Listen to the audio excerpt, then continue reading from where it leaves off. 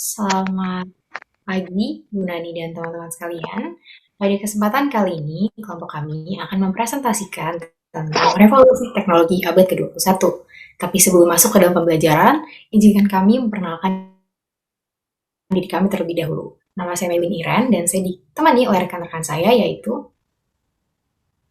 Saya Nova Diatma. Saya Ismail Fadli Musyafa. Saya Rizka Amalia. Saya Savana. Saya Sekar Ayu Chandrika. Saya Septiana Nurul Harimah. Saya Tasya Dimani. Saya Vera Trimulyanti Wijaya.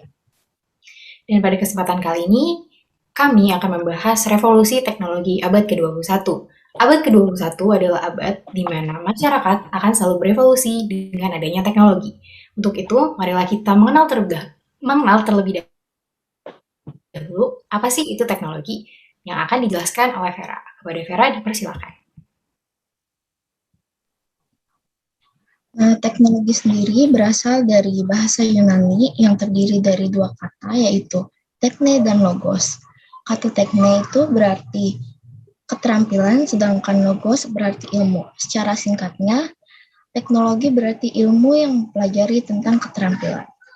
Menurut Kamus Besar Bahasa Indonesia, teknologi mengandung arti metode ilmiah untuk mencapai tujuan praktis, ilmu pengetahuan terapan, atau keseluruhan sarana untuk menyediakan barang-barang yang diperlukan bagi kelangsungan dan kenyamanan hidup manusia.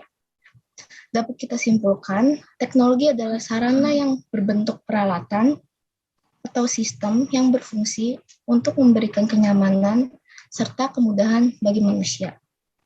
Pada abad ke-21, ilmu pengetahuan dan teknologi berkembang pesat, sehingga berpengaruh terhadap semua lapisan masyarakat dalam berbagai aspek kehidupan. Hampir semua peralatan yang digunakan dalam kehidupan tidak lagi manual, melainkan sudah digital. Kemajuan teknologi ini memang sangat penting untuk kehidupan manusia zaman sekarang, karena teknologi adalah salah satu penunjang kemajuan manusia. Di banyak belahan masyarakat, teknologi telah membantu memperbaiki ekonomi, pangan, komputer, dan masih banyak lagi. Nah, setelah dijelaskan oleh Vera, kita tahu kalau dalam hidup kita semuanya dilakukan dengan bantuan teknologi. Nah, kenapa hal ini bisa terjadi? Hal ini bisa terjadi karena adanya suatu revolusi dalam kehidupan manusia dalam penggunaan teknologi. Untuk itu, marilah kita memahami apa itu revolusi yang akan dijelaskan oleh Savana. Kepada Savana, dipersilakan. Jadi revolusi sendiri merupakan perubahan sosial dan kebudayaan yang berlangsung secara cepat dan menyangkut dasar atau pokok-pokok kehidupan masyarakat. Di dalam revolusi sendiri, perubahan itu terjadi dapat direncanakan atau tanpa direncanakan terlebih dahulu dan dapat dijalankan tanpa atau melalui kekerasan. Ukuran kecepatan itu revolusi itu sendiri relatif karena revolusi pun dapat memakan waktu yang lama. Jadi dapat kita simpulkan bahwa revolusi teknologi adalah suatu keadaan di mana teknologi berubah secara pesat dalam waktu relatif cepat dan merubah pokok-pokok kehidupan dan cara manusia beraktivitas, serta memecahkan permasalahan mereka dengan teknologi sebagai penggerak utamanya. Nah, sebenarnya apa sih perbedaan teknologi yang berevolusi pada abad 21 ini dan pada abad-abad sebelumnya? Hal ini akan dijelaskan oleh Septi. Kepada Septi. Baik, terima kasih kesempatannya, Madeline. Di sini saya akan membahas mengenai perbedaan teknologi pada abad ke-21 dan abad sebelumnya. Abad ke-21 ini ditandai sebagai abad keterbukaan atau abad globalisasi.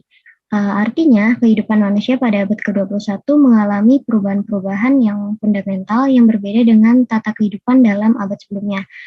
Dikatakan bahwa abad ke-21 ini adalah abad yang meminta kualitas dalam segala usaha dan hasil kerja manusia. Dengan sendirinya, abad ke-21 ini meminta sumber daya manusia yang berkualitas yang dihasilkan oleh lembaga-lembaga yang dikelola secara profesional sehingga membuahkan hasil unggulan. Nah, tuntutan-tuntutan yang serba baru tersebut meminta berbagai terobosan dalam berpikir, penyusunan konsep, dan tindakan-tindakan. abad ke-21 ini memiliki banyak perbedaan dengan abad sebelumnya dalam berbagai hal gitu, diantaranya dalam pekerjaan, hidup bermasyarakat, dan aktualisasi diri. Abad 21 ini ditandai dengan berkembangnya teknologi informasi salah satunya yang sangat pesat serta perkembangan otomasi di mana banyak pekerja yang sifatnya pekerjaan rutin atau berulang mulai digantikan oleh mesin, baik itu mesin produksi maupun komputer gitu. Sebagaimana sudah diketahui dalam abad ke-21 ini sudah berubah total dalam kehidupan masyarakat di berbagai bidang. Abad 21 juga ditandai dengan semakin membaurnya bangsa-bangsa warga masyarakat dunia dalam satu tatanan kehidupan masyarakat luas yang beraneka ragam tetapi sekaligus juga terbuka untuk semua warga gitu. Gaya hidup yang menyangkut pilihan pekerjaan, kesibukan, makanan, mode pakaian, dan kesenangan telah mengalami berbagai perubahan. Bentuk-bentuk tradisional mulai bergeser diganti dengan gaya hidup global sehingga kesenangan bergaya hidup internasional mulai melanda. Nah, teknologi komunikasi ini memang memungkinkan dilakukannya pengembangan hubungan dengan siapa saja, kapan saja, di mana saja, dan dalam berbagai bentuk. Pada abad sebelumnya, teknologi lebih mengacu pada cara atau kegiatan yang memungkinkan manusia mengubah atau mengotak-atik lingkungan hidup gitu. Teknologi di abad sebelumnya telah mencakup apa saja yang mungkin dilakukan manusia untuk memperbaiki ataupun mencukupi hidup. Kondisi sebelum abad 21 menampilkan komunikasi antar bangsa, negara, wilayah yang tidak mudah dilakukan. Banyak keterbatasan yang dihadapi sehingga peristiwa yang terjadi di satu tempat tidaklah mudah diketahui oleh orang-orang yang tinggal di tempat lain. Dunia itu seakan-akan menjadi terpisah dalam ruang dan waktu. Kejadian di Amerika tidak akan mudah diketahui oleh mereka yang tinggal di belahan bumi lain seperti Eropa, Asia, Afrika, dan Australia. Nah, dengan demikian, pikiran maupun gaya hidup masyarakat di wilayah tertentu bersifat lokal dan khusus yang mengacu pada kebiasaan dan budaya setempat. Kondisi tersebut memunculkan berbagai ragam tatanan masyarakat dan gaya hidup. Keterbatasan komunikasi pun di sini pada abad sebelumnya juga mengisolir peristiwa yang berlangsung di wilayah tertentu. Misalnya peristiwa di Banda Aceh gitu. Akan lama sekali sampai pemberitahuannya ke wilayah Irian Jaya. Namun berkat perkembangan ilmu pengetahuan dan teknologi menjelang abad ke-21, jarak itu tampaknya tidak lagi menjadi masalah gitu. Ditemukan juga satelit membuat komunikasi menjadi lebih mudah. Nah, kemudahan komunikasi inilah yang membawa penghuni dunia ke dalam kehidupan bersama yang memungkinkan mereka saling berinteraksi, mempengaruhi dan dipengaruhi juga dalam memilih dan menentukan pandangan serta gaya hidup.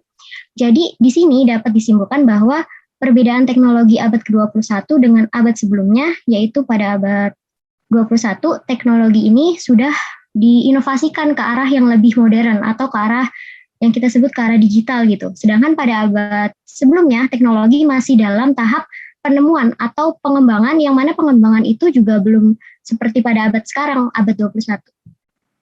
Terima kasih. Wah, pemaparannya menarik banget ya. Selanjutnya, setelah kita tahu apa sih perbedaan dari teknologi abad 21, kita juga udah tahu apa definisinya. Sekarang, mari kita simak kenapa terjadi revolusi teknologi pada abad 21 yang akan dijelaskan oleh Sekar. Kepada Sekar, dipersilakan. Baik.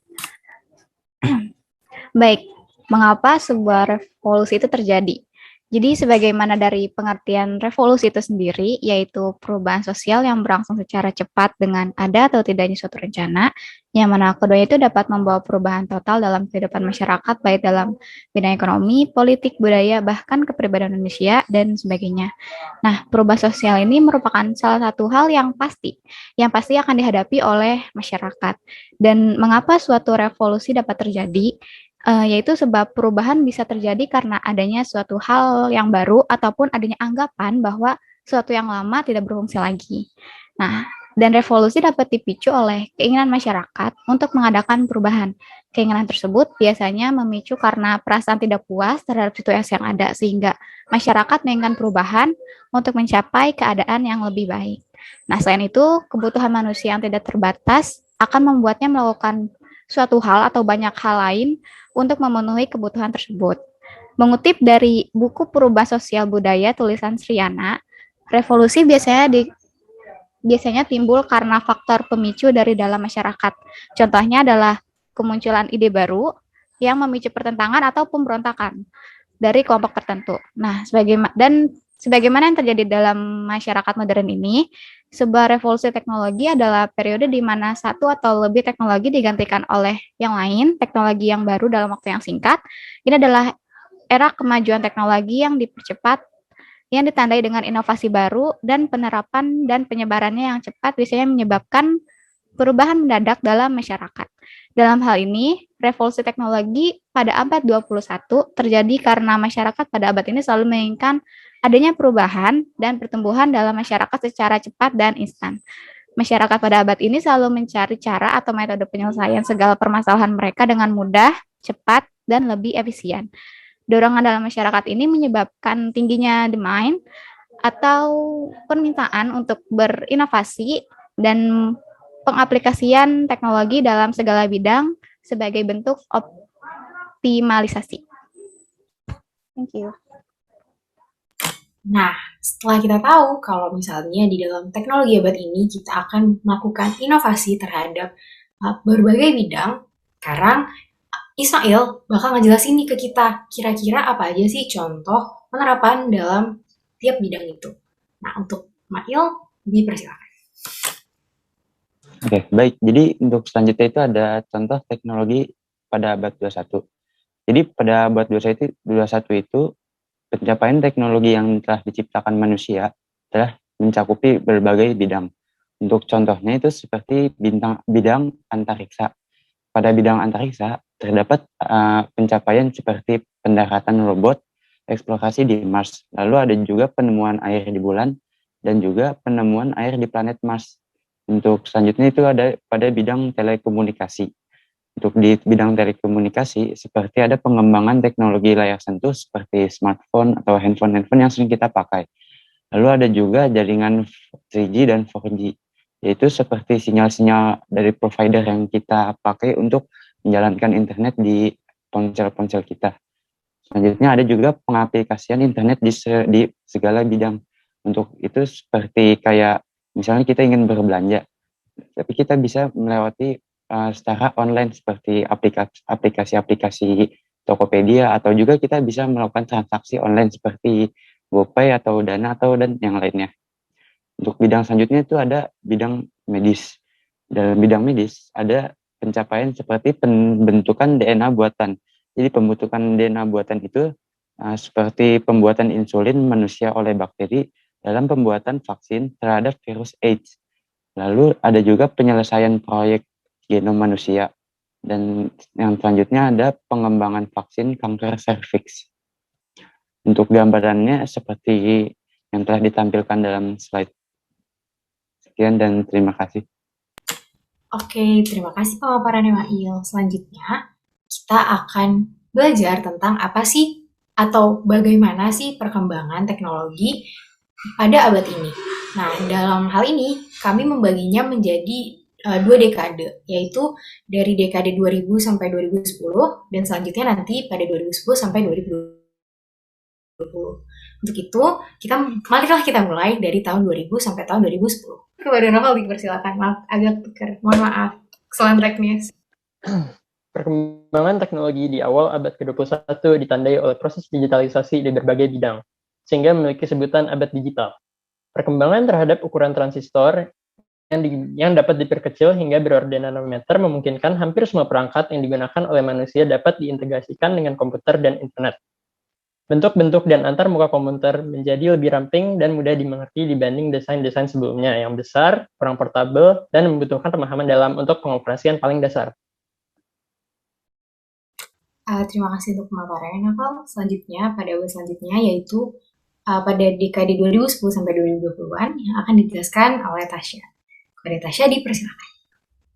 Dan selanjutnya ada perkembangan teknologi tahun 2010 sampai tahun 2020-an.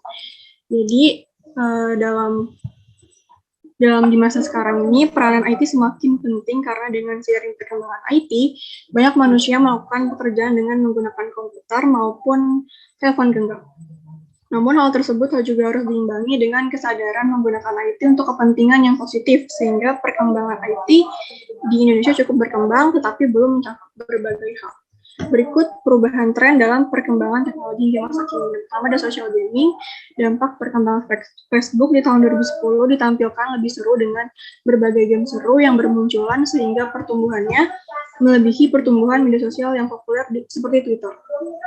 Yang kedua, body motion sensor. Sekarang ini game akan lebih asik lagi dengan menggunakan gerakan anggota tubuh seperti tangan, kaki, dan badan. Di PC ini sudah tersedia beberapa software yang memanfaatkan gerakan tubuh dengan sensor.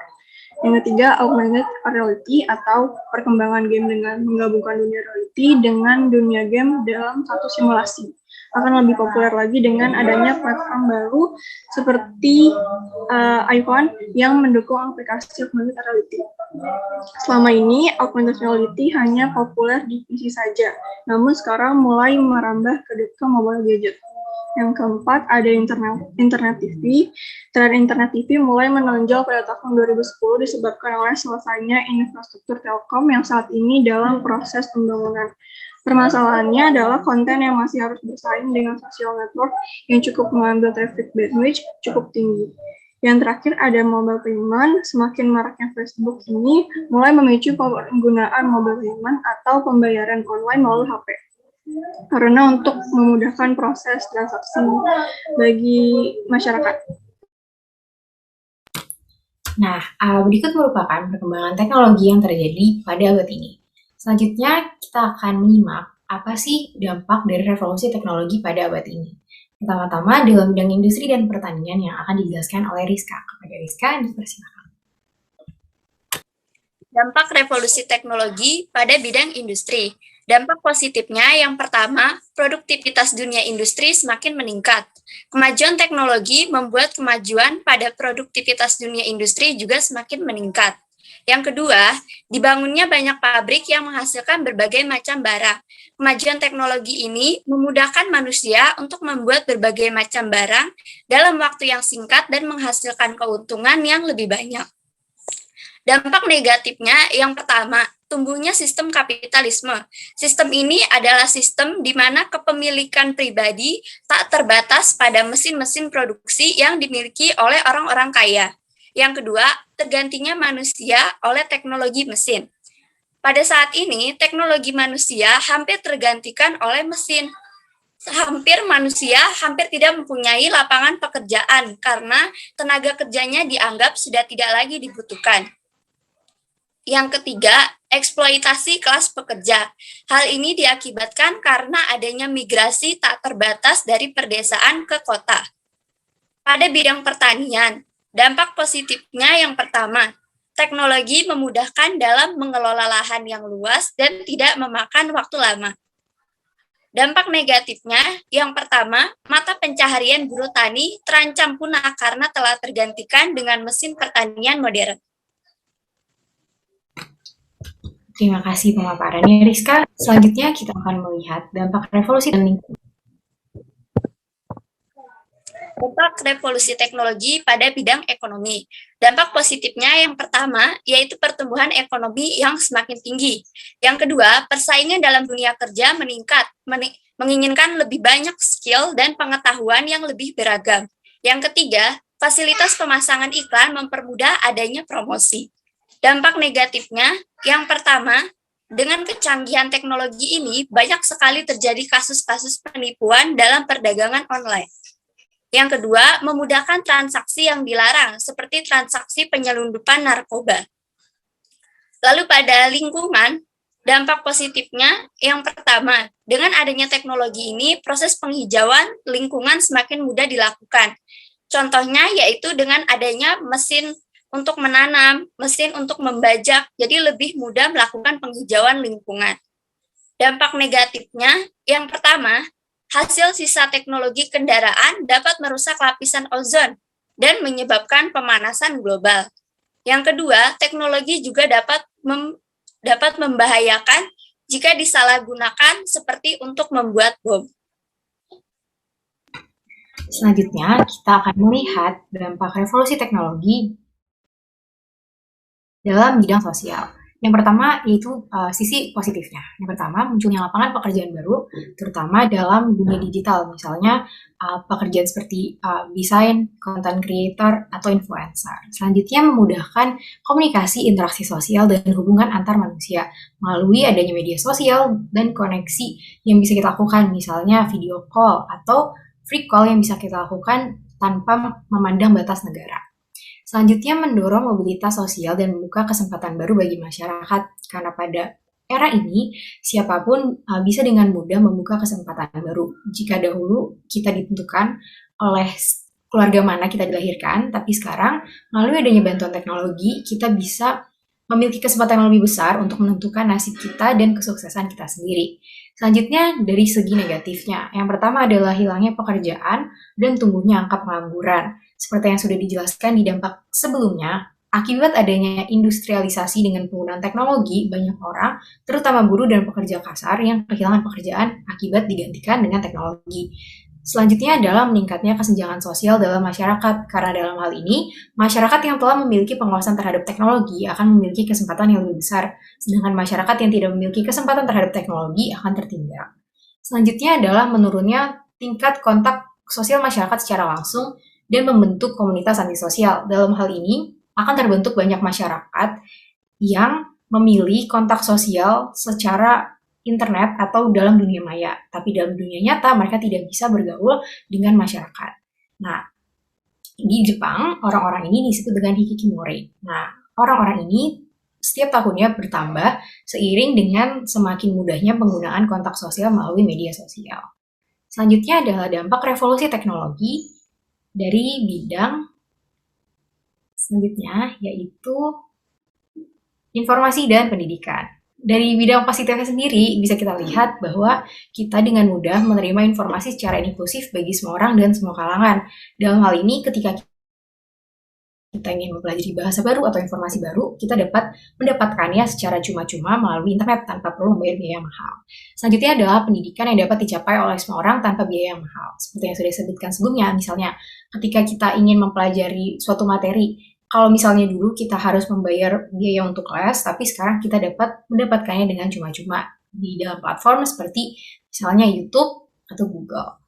Selanjutnya, adanya informasi yang dapat tersebar dengan sangat cepat dan sangat luas. Karena adanya perkembangan dalam bidang telekomunikasi dan informasi, berita itu dapat tersebar dengan sangat cepat.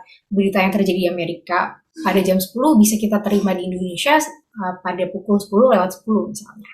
Selanjutnya, dari segi negatifnya, yang pertama adalah tersebarnya hoax dan misinformasi yang merajalela dan menjamur di masyarakat. Faktanya menurut Kominfo, setiap harinya hampir 60% berita yang kita lihat bisa disebut sebagai hoax atau misinformasi. Nah, hal ini terjadi karena perkembangan informasi yang sangat cepat, jadi siapapun dapat menyebarkan informasi mereka tanpa harus melakukan verifikasi terlebih dahulu. Selanjutnya adalah tersebarnya paham-paham yang tidak sesuai dengan nilai-nilai Pancasila secara bebas. Misalnya di Indonesia itu mulai merebak paham-paham sosialis atau liberal yang sekarang bisa kita pelajari atau kita tangkap tanpa batas. Selanjutnya adanya terancamnya privasi dan informasi pribadi. Dalam hal ini, karena adanya teknologi tadi, data-data pribadi kita dapat dengan mudah di-leak atau disebarkan oleh orang lain sebagai bentuk dari doxing. Berikut merupakan pemaparan kami tentang perkembangan teknologi pada abad 21. Semoga apa yang telah kami paparkan tadi dapat bermanfaat dan dapat menambah wawasan teman-teman sekalian. Atas perhatian dan kesempatannya, kami mengucapkan terima kasih.